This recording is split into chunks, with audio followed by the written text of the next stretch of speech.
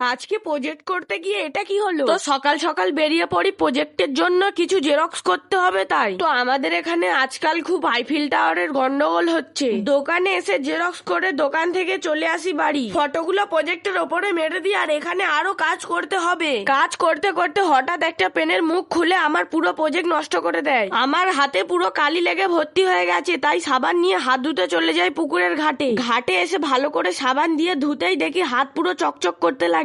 আমাকে এবার যেতে হবে প্রজেক্ট জমা দিতে, তাই স্কুলের ড্রেসটা একটু স্টাইল মেরে পরে নিলাম। তো আমি ঘর থেকে বেরিয়ে রাস্তা দিয়ে যেতে যেতে একটু ভিডিও করে নিলাম। তারপর একটা বাচ্চা ছেলে বলে আমি ভিডিও করে দিচ্ছি, আমার কাছে দে। সে ভিডিও করতে গিয়ে ও সামনের ক্যামেরা চালিয়ে ফেলে। আর কি বলে শোনো।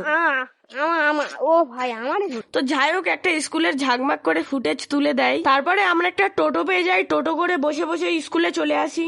স্কুলে এসে দেখি এরা প্রজেক্টের জন্য প্রস্তুতি করছে। প্রজেক্টটা কমপ্লিট হয়ে গেলে আমরা সব একসাথে 5 জন মিলে বসে পড়ি একটা বেঞ্চি। তারপরে একটা স্যার এসে পরীক্ষার জন্য সাজেশন দিয়ে চলে যায় আর আমাদের টুকে নিতে বলে। পড়াশুনো হয়ে গেলে টিফিন টাইমে একটু বাইরে এসে সবাই মিলে লস্যি খেয়ে নিলাম আর চিপস কিনে নিয়ে উপরে চলে আসি। এসে সবাই মিলে খেতে লাগি। একে বলি অ্যাক্টিং করতে, ওভার অ্যাক্টিং করে ফেলে। যাই হোক, সবাই মিলে অটোতে বসে বসে ক্যাম্পা খেতে খেতে চলে আসি বাড়ি। ওরা অত দূর থেকে আমি চলে আসছি তাই চেল্লাচ্ছিল, কারণ আমি ক্যাম্পার বোতলটা নিয়ে চলে আসি আর খেয়ে নি গপ গপ করে। বাড়িতে এসে দেখি এত ঘাম হয়েছে, লাস্টে 1 জগ গ্লুকন্ডি বানিয়ে পুরো খেয়ে নিলাম। তো আমি গ্লুকন্ডি খাই আর তোমরা একটা লাইক করে দিও। Bye bye.